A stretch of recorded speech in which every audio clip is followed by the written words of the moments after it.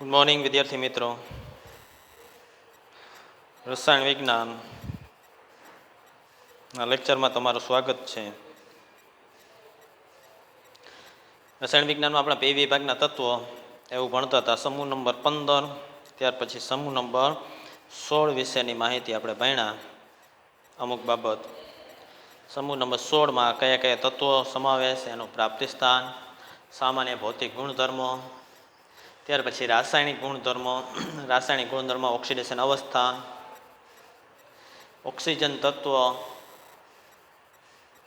સમૂહના અન્ય તત્વથી અનિયમિત વર્તુણક કઈ રીતે દર્શાવે છે તે, હાઇડ્રાઇડ, ઓક્સાઇડ અને હેલાઇડ સંયોજનો આ વિશેની માહિતી ભણી ગયા. આ ઉપરાંત ગઈકાલના લેક્ચરમાં ઓક્સિજન તત્વ વિશેની માહિતી, ઓક્સિજનના સંયોજન ઓક્સાઇડ અને ઓઝોન વિશેની માહિતી ભણી ગયા. નેક્સ્ટ બીજું તત્વ છે હવે સલ્ફર. સલ્ફરના અપરૂપ. સલ્ફર અનેક અપરૂપો ધરાવે છે, જેમાં પીળો રોમ્બિક સલ્ફર અથવા એને કહેવામાં આવે છે આલ્ફા સલ્ફર, અને મોનોક્લિનિક અથવા એને કહેવામાં આવે છે બીટા સલ્ફર. રોમ્બિક અને મોનોક્લિનિક બે પ્રકારના સલ્ફરના અપરૂપ છે એ મુખ્ય એમાંથી મુખ્ય અથવા તો અગત્યના છે. ઓરડાના તાપમાને સ્થાયી સ્વરૂપ રોમ્બિક સલ્ફર છે. ઓરડાના તાપમાને સ્થાયી સ્વરૂપમાં જોવા મળે છે રોમ્બિક આલ્ફા સલ્ફર. જ્યારે તેને 369 કેલ્વિન તાપમાને ગરમ કરવામાં આવે, સેલ્સિયસમાં કેટલું થાય ગણતરી કરો, ત્યારે તે મોનોક્લિનિક સલ્ફરમાં રૂપાંતર પામે છે.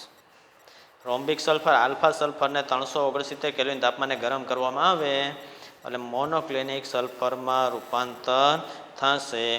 આલ્ફા સલ્ફર એને ગરમ કરવામાં આવે 369 કેલ્વિન તાપમાને, ત્યારે એ બીટા સલ્ફરમાં રૂપાંતર થાય છે, અથવા તો રોમ્બિક સલ્ફર મોનોક્લિનિક સલ્ફરમાં રૂપાંતર થાય છે. રોમ્બિક સલ્ફર મોનોક્લિનિક સલ્ફરમાં રૂપાંતર થશે. હવે રોમ્બિક સલ્ફર અથવા આલ્ફા સલ્ફર વિશેની માહિતી. આ પર પીળા રંગનું હોય છે. કેવું હોય છે? પીળા રંગનું, જેનું ગલનબિંદુ 385.8 કેલ્વિન છે. 385.8 કેલ્વિન, 385.8 કેલ્વિન ગલનબિંદુ ધરાવે છે. તેની વિશિષ્ટ ઘનતા 2.06, વિશિષ્ટ ઘનતા 2.06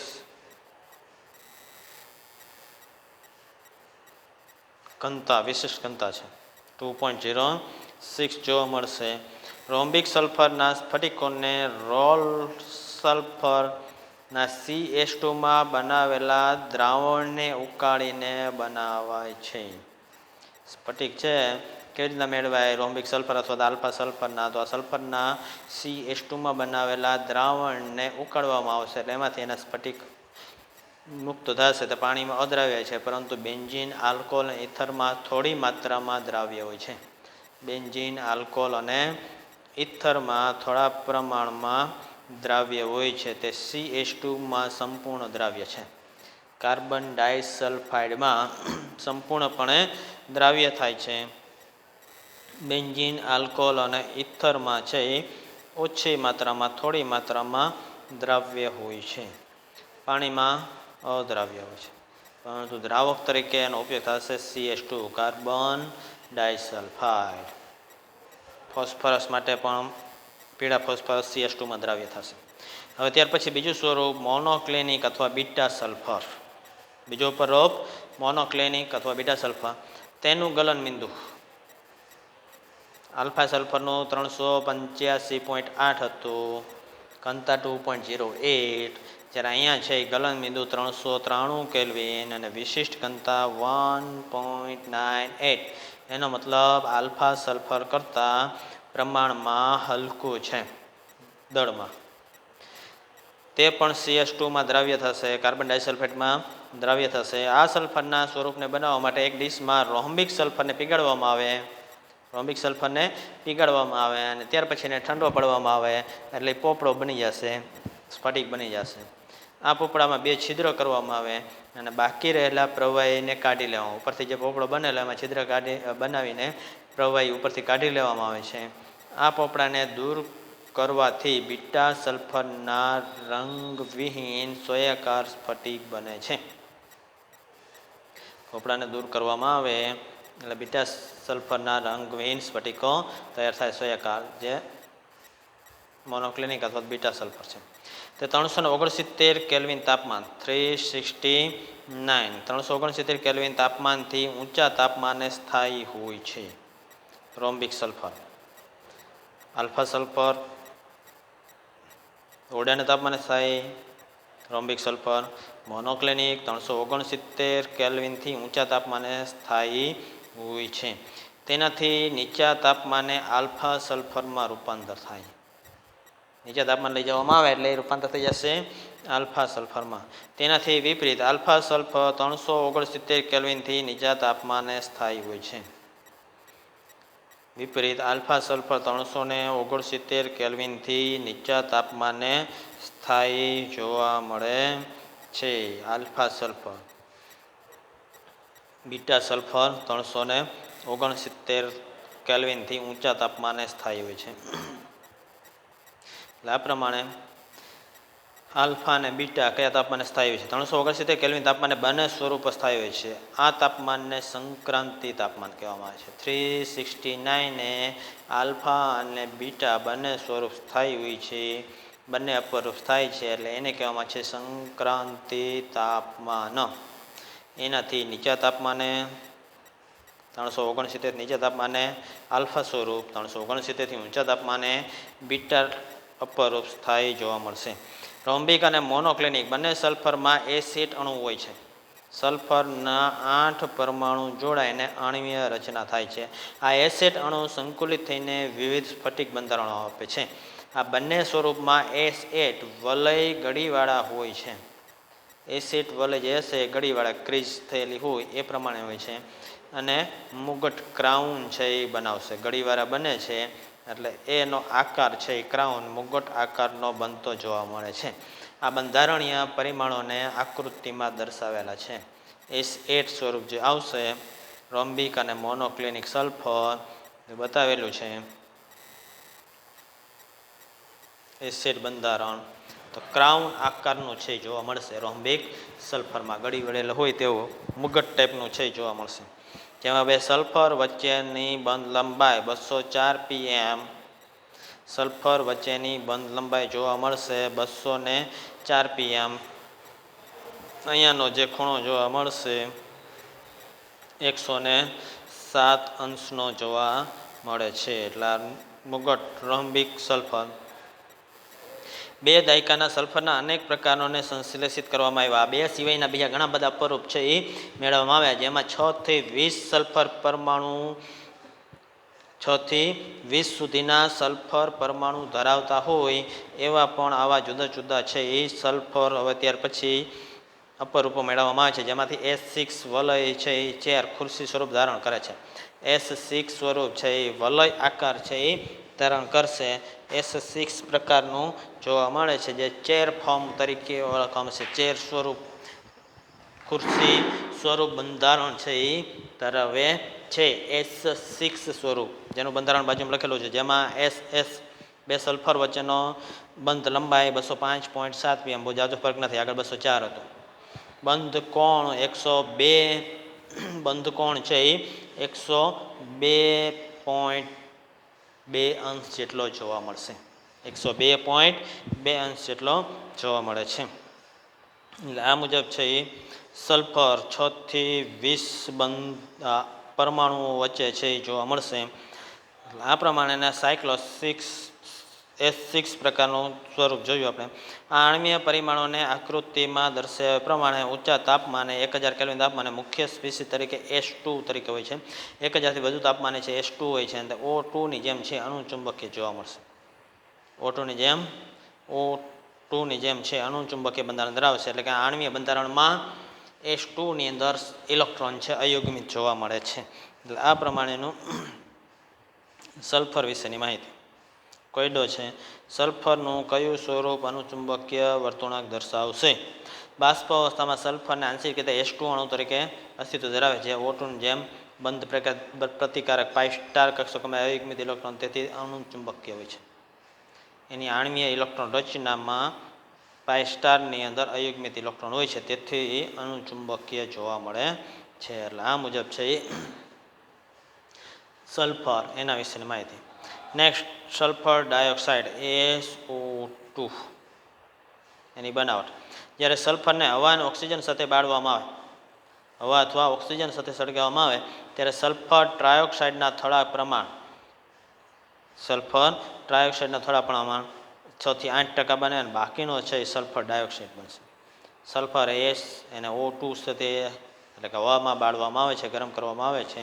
સલ્ફર ડાયોક્સાઇડને થોડોક છે ત્યારે સાથે 6 થી 8% સલ્ફર ટ્રાયોક્સાઇડ પણ બનશે.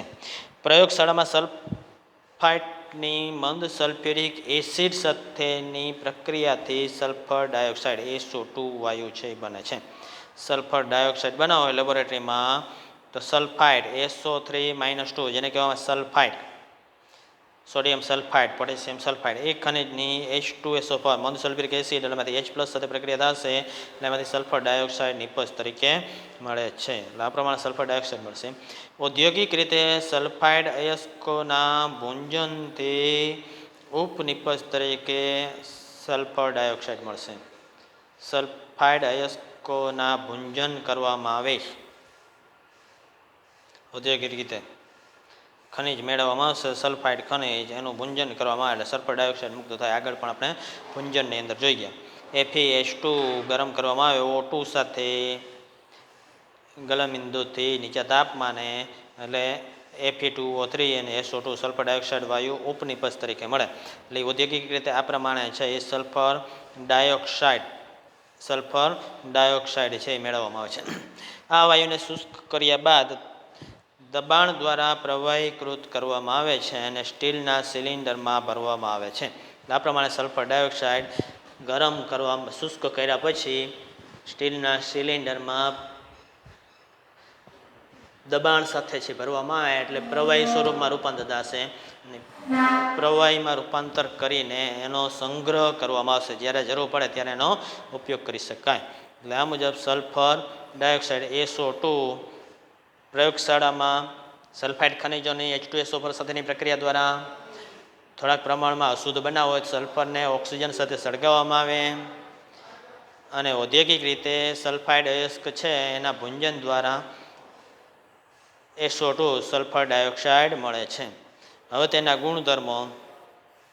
સલ્ફર ડાયોક્સાઇડ SO2 એના ગુણધર્મો જોઈએ તો સલ્ફર ડાયોક્સાઇડ તીવ્ર વાસવાળો રંગવિહીન વાયુ છે. વાસ ધરાવશે, તીવ્ર વાસવાળા રંગવિહીન વાયુ છે. પાણીમાં વધુ દ્રાવ્ય છે, દ્રાવ્યતા વધુ ધરાવશે પાણીમાં. તે ઓરડાના તાપમાને 2 વાતાવરણ દબાણ હેઠળ પ્રવાહીમાં રૂપાંતર થઈ જાય છે. દબાણ છે વધારવામાં આવે સામાન્ય એટલે સલ્ફર ડાયોક્સાઇડ પ્રવાહીમાં રૂપાંતર થાય છે અને 263 કેલ્વિન તાપમાને ઉકળે છે. 263 કેલ્વિન તાપમાને ઉકળે છે એટલે આ પ્રમાણે પ્રવાહીમાં સરળતાથી રૂપાંતર થઈ શકે છે. જ્યારે સલ્ફર ડાયોક્સાઇડને પાણીમાંથી પસાર કરવામાં આવે, શેમાંથી પસાર કરવામાં આવે? પાણીમાંથી, ત્યારે તે સલ્ફ્યુરસ એસિડનું દ્રાવણ બનાવે છે. SO2 H2O સાથે પ્રક્રિયા કરશે, પાણીમાં પસાર થાય એટલે સલ્ફ્યુરસ એસિડ H2SO3 બનશે. સલ્ફ્યુરસ એસિડનું દ્રાવણ છે એ બનાવે છે. પાણીમાંથી પસાર કરીએ ત્યારે એટલે પાણીમાં દ્રાવ્ય થશે અને સલ્ફ્યુરસ એસિડ H2SO3 બનાવે છે. સોડિયમ હાઇડ્રોક્સાઇડના દ્રાવણ સાથે સરળતાથી પ્રક્રિયા કરીને સોડિયમ સલ્ફાઇડ બનાવે છે.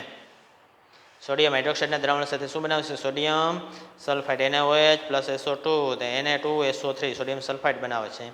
તે પછી વધુ સલ્ફર ડાયોક્સાઇડ સાથેની પ્રક્રિયા કરે આ સોડિયમ સલ્ફાઇડ તો સોડિયમ હાઇડ્રોજન સલ્ફાઇડમાં રૂપાંતર થાય. Na2SO3 H2O તો સાથે છે જ SO2 વાયુ વધુ પસાર કરવામાં આવે એટલે સોડિયમ હાઇડ્રોજન સલ્ફાઇડ સોડિયમ બાયસલ્ફાઇડ બનાવશે. સોડિયમ બાયસલ્ફેટ નહીં, સોડિયમ બાયસલ્ફાઇડ બનાવે, સોડિયમ હાઇડ્રોજન સલ્ફાઇડ બનાવે છે. એટલે પાણી સાથે સલ્ફ્યુરસ એસિડ બનાવશે, H2SO3 માં રૂપાંતર થશે. પાણી સાથેની પ્રક્રિયાથી સોડિયમ હાઇડ્રોક્સાઇડ સાથેની પ્રક્રિયાથી સોડિયમ સલ્ફાઇડ, વધુ સલ્ફર ડાયોક્સાઇડ પસાર કરી એટલે સોડિયમ હાઇડ્રોજન સલ્ફાઇડ બનાવે છે. તે પાણી અને આલ્કલી સાથેની પ્રક્રિયામાં સલ્ફર ડાયોક્સાઇડની વર્તણૂક કાર્બન ડાયોક્સાઇડની વર્તણૂકને વધુ સમાન હોય છે. પાણી અને બેઝ પાણી સાથેની પ્રક્રિયામાં અને આલ્કલી સાથેની પ્રક્રિયામાં કાર્બન ડાયોક્સાઇડ સાથે વધુ સમાનતા ધરાવશે. કેમ કે પાણી સાથે કાર્બન ડાયોક્સાઇડની પ્રક્રિયા કરવામાં આવે, કાર્બોનિક એસિડ એવી રીતના સલ્ફ્યુરસ એસિડ, બેઝ સાથેની પ્રક્રિયામાંથી એનો ક્ષાર, તો એવી રીતના આ કાર્બન ડાયોક્સાઇડ સાથે સામ્યતા ધરાવશે sulphur dioxide SO2 sulphur dioxide કોલસા ચારકોલની હાજરીમાં ચારકોલ ઉદ્દીપક તરીકે વર્તે છે. એની હાજરીમાં ક્લોરીન સાથેની પ્રક્રિયા દ્વારા સલ્ફ્યુરાઇલ ક્લોરાઇડ SO2Cl2 થાઇનિલ ક્લોરાઇડ એવું કંઈક આવ્યું છે, SOCl2 અહીં સલ્ફ્યુરાઇલ ક્લોરાઇડ છે. થાઇનિલ ક્લોરાઇડનું સૂત્ર થશે SOCl2, સલ્ફ્યુરાઇલ ક્લોરાઇડનું સૂત્ર થશે SO2Cl2. આગળ થાઇનિલ ક્લોરાઇડ એવું આવી ગયું છે કાર્બનિક સંયોજનમાં. અહીં સલ્ફ્યુરાઇલ ક્લોરાઇડ બનાવશે કેવી રીતના? તો સલ્ફર ડાયોક્સાઇડની ક્લોરીન સાથેની પ્રક્રિયા ચારકોલ ઉદ્દીપકની હાજરીમાં, કોની હાજરીમાં કરવામાં આવશે? ચારકોલ કાર્બનની હાજરીમાં, કોલસાની હાજરીમાં SO2 + Cl2 એમાંથી બનશે SO2Cl2 સલ્ફ્યુરાઇલ ક્લોરાઇડ બનાવશે. સલ્ફ્યુરાઇલ ક્લોરાઇડ બનાવે છે. Sulphur dioxide vanadium oxide V2O5, vanadium pentoxide એટલે વેનેડિયમ ઓક્સિડેશન 5 એવા ઓક્સાઇડ ઉદ્દીપકની હાજરીમાં ઓક્સિજન દ્વારા છે સલ્ફર ટ્રાયોક્સાઇડમાં રૂપાંતર થાય. વેનેડિયમ પેન્ટોક્સાઇડ V2O5ની હાજરીમાં ઉદ્દીપક તરીકે વર્તે V2O5, એની હાજરીમાં ઓક્સિજન સાથે પ્રક્રિયા કરે એટલે SO3 બનાવે છે. જ્યારે સલ્ફર ડાયોક્સાઇડ ભેજવાળો હોય ત્યારે તે રિડક્શન કરતા તરીકે વર્તે છે. સલ્ફર ડાયોક્સાઇડ શેના તરીકે વર્તે છે? રિડક્શન કરતા તરીકે. આગળ આવી ગયું છે આપણે ઓક્સાઇડ સંયોજનો સમૂહ 16ના. એક ઓક્સાઇડ હતો રિડક્શન કરતા તરીકે વર્તો તો, એક છે ઓક્સિડેશન કરતા તરીકે. યાદ કરજો કોણ ઓક્સિડેશન કરતા તરીકે વર્તે? સલ્ફર ડાયોક્સાઇડ SO2 ભેજવાળો હોય તે રિડક્શન કરતા તરીકે વર્તે છે. ઉદાહરણ તરીકે સલ્ફર ડાયોક્સાઇડની આયન ઓક્સિડેશનાંક 3 હોય એવા આયન સાથે પ્રક્રિયા કરવામાં આવે તો તેનું છે એ રિડક્શન કરશે Fe+3 માંથી Fe+2માં. Fe+3 ભેજવાળો હોય એટલે SO2 + H2O ભેજવાળો હોય એટલે Fe+2માં રૂપાંતર થશે. SO4 - 2 ને H+ મુક્ત કરે એટલે Fe+3 છે એનું રિડક્શન Fe+2માં થાય. કોની મદદથી? ભેજવાળા સલ્ફર ડાયોક્સાઇડની મદદથી. ભેજવાળા સલ્ફર ડાયોક્સાઇડની મદદથી. એસિડિક પોટેશિયમ પરમેંગેનેટ KMnO4 એની સાથે છે એ એસિડિક હોય તો એની સાથે પોટેશિયમ પરમેંગેનેટના દ્રાવણને રંગવિહીન બનાવશે. સલ્ફર ડાયોક્સાઇડની પ્રક્રિયા થાય, સલ્ફર ડાયોક્સાઇડની પ્રક્રિયા થશે SO2 MnO4- તો એમાંથી SO4 - 2 H+ અને Mn+2 બનાવશે. એટલે આ પ્રમાણે KMnO4 છે એને રંગવિહીન બનાવશે. Mn+7 માંથી Mn+2માં રૂપાંતર કરે એટલે Mnનું શું કર્યું છે? રિડક્શન કરેલું છે. એટલે રિડક્શન કરતા તરીકે વર્તે છે એટલા માટે રિડક્શન કરતા તરીકે વર્તે છે. તો એ બે ઉદાહરણ જોયા. Fe+3નું Fe+2માં રિડક્શન કરે, MnO4- નું Mn+2માં રિડક્શન કરે છે. SO2 અણુ કોણીય છે અને બે વિહિત સ્વરૂપનું સંસ્પંદન સંકૃત છે. SO2 એક અને બીજું બે સંસ્પંદન બંધારણનું સંકૃત બંધારણ ધરાવે છે. સંસ્પંદન સંકૃત બંધારણ છે એ ધરાવતો જોવા મળશે. કયો? આ સલ્ફર ડાયોક્સાઇડ વાયુ. એટલે આ પ્રમાણેનું સલ્ફર ડાયોક્સાઇડ એનું બંધારણ, એના ભૌતિક ગુણધર્મો, રાસાયણિક ગુણધર્મો અને બનાવટની પ્રક્રિયા જોઈ. ફરીથી ગુણધર્મોની અંદર સલ્ફર ડાયોક્સાઇડની જુદી જુદી રાસાયણિક પ્રક્રિયામાં પાણી સાથેની પ્રક્રિયાથી H2SO3 સલ્ફ્યુરસ એસિડ, બેઝ સાથેની પ્રક્રિયાથી સોડિયમ હાઇડ્રોક્સાઇડ જેવા બેઝ લેવામાં આવે એટલે સોડિયમ સલ્ફાઇડ વધુ પ્રમાણમાં સોડિયમ હાઇડ્રોજન સલ્ફાઇડ બનાવશે. સોડિયમ હાઇડ્રોજન સલ્ફાઇડ એટલે કાર્બન ડાયોક્સાઇડ જેવું છે મળતું આવશે.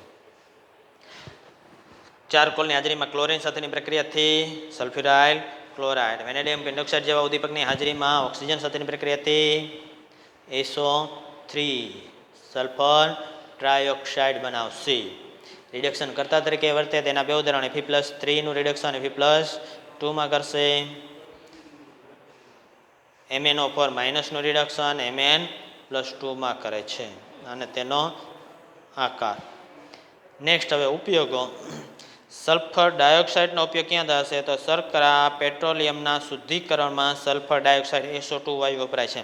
શર્કરા અને પેટ્રોલિયમના શુદ્ધિકરણમાં ખાંડ જેવા શર્કરા છે તેના શુદ્ધિકરણમાં વપરાય છે. લાકડા અને રેશમના વિરંજનમાં રંગ દૂર કરવા માટેનો ઉપયોગ થાય છે. આગળ ઓઝોન વાયુ વિરંજન કરતા તરીકે ખાદ્ય પદાર્થના રંગ દૂર કરવા માટે વપરાતો. SO2 અહીંયા છે વપરાશે નહીં. સ્ટાર્ચનો રંગ દૂર કરવો છે તો એના માટે વપરાશે નહીં ખાદ્ય પદાર્થમાં. અહીંયા છે એ સલ્ફર ડાયોક્સાઇડ લાકડા અને રેશમના વિરંજનમાં SO2 સલ્ફર ડાયોક્સાઇડ વપરાય બ્લીચિંગ એજન્ટ તરીકે વપરાશે. પ્રતિક્લોર સંક્રમણ હારકો અને પરિરક્ષકો તરીકે તેનો ઉપયોગ થાય. સંક્રમણ હારક તરીકે અને પરિરક્ષક પ્રિઝર્વેટિવ તરીકે તેનો ઉપયોગ થાય છે sulphur dioxide. Sulphuric acid, sodium hydrogen sulphide, calcium hydrogen sulphide એવા રસાયણ એવા ઔદ્યોગિક રસાયણનું ઉત્પાદન સલ્ફર ડાયોક્સાઇડમાંથી કરવામાં આવે છે. સલ્ફ્યુરિક એસિડ બનાવવા માટે H2SO4, sodium hydrogen sulphide, sodium hydrogen sulphide NaHSO3 બનાવવા માટે calcium hydrogen sulphide, calcium hydrogen sulphide એ બનાવવા માટે આવા ઔદ્યોગિક રસાયણના ઉત્પાદન માટે સલ્ફર ડાયોક્સાઇડ SO2 વાયુનો ઉપયોગ કરવામાં આવે છે. પ્રવાહી SO2 અનેક કાર્બનિક અને અકાર્બનિક રસાયણને ઓગાળવા દ્રાવક તરીકે વપરાય છે. પ્રવાહી સલ્ફર ડાયોક્સાઇડ છે એનો ઉપયોગ દ્રાવક તરીકે થાય છે. ફરીથી અમુક પદાર્થના શુદ્ધિકરણમાં કયા કયા શર્કરા અને પેટ્રોલિયમ. અમુક પદાર્થના વિરંજનમાં બ્લીચિંગ એજન્ટ તરીકે લાકડા અને રેશમમાં. અમુક પ્રિઝર્વેટિવ સંક્રમણક અને પ્રતિક્લોર તરીકે છે એનો ઉપયોગ થાય છે. સલ્ફ્યુરિક એસિડ,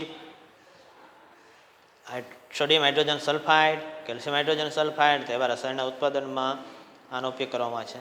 પ્રવાહી SO2 છે એ કાર્બનિક અને અકાર્બનિક રસાયણમાં દ્રાવક તરીકે પણ ઉપયોગ કરવામાં આવે છે. આ પ્રમાણે સલ્ફર ડાયોક્સાઇડ.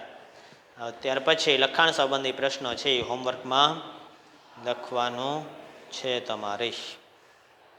નેક્સ્ટ સલ્ફરના ઓક્સો એસિડ. સલ્ફરની હાઇડ્રોજન અને ઓક્સિજન સાથેના સંયોજનો છે તો એ ઓક્સો એસિડ છે. આવા સલ્ફર અનેક ઓક્સો એસિડ સંયોજન બનાવશે. કેવા? H2SO3 sulphuric acid, H2H2O3, H2H2O3, H2H2O4, H2H2O5, H2SX6 જ્યાં Xની સંખ્યા 2 થી 5, H2SO4, H2H2O7, H2SO5, H2H2O8. આવા બધા સંયોજનો છે સલ્ફરના ઓક્સો એસિડ સંયોજનો. એ બનાવવા માટે છે આ બધા સલ્ફરના ઓક્સો એસિડ સંયોજન એ બધા છે એ સલ્ફર હાઇડ્રોજન અને ઓક્સિજન ધરાવશે એટલે બધા સલ્ફરના ઓક્સો એસિડ છે. આ ઓક્સો એસિડ પૈકીના કેટલાક અસ્થાયી અને કેટલાકને અલગ કરી શકાતા નથી. અમુક અસ્થાયી હોય છે, અમુકને અલગ કરી શકાતા નથી અને તેઓના જલીય દ્રાવણમાં અથવા તેના ક્ષાર સ્વરૂપમાં ઓળખી શકાય છે. કેટલાક અગત્યના ઓક્સો એસિડના બંધારણ આપેલા છે. સલ્ફ્યુરસ એસિડ, સલ્ફ્યુરસ એસિડ, સલ્ફ્યુરિક એસિડ એવા અમુક અગત્યના ઓક્સો એસિડ સંયોજનના બંધારણ છે આપવામાં આવેલા છે. કયા ઓક્સો એસિડ? સલ્ફ્યુરસ એસિડ, H2SO3 એનું બંધારણ યાદ રાખજો. 3 ઓક્સિજન છે, બે હાઇડ્રોજન છે, બે હાઇડ્રોજન OH સ્વરૂપમાં છે અને ઓક્સિજન દ્વિબંધ સાથે. H2SO4 બે OH છે એટલે બે OH સ્વરૂપમાં છે હાઇડ્રોજન, બાકીના બે ઓક્સિજન દ્વિબંધથી છે.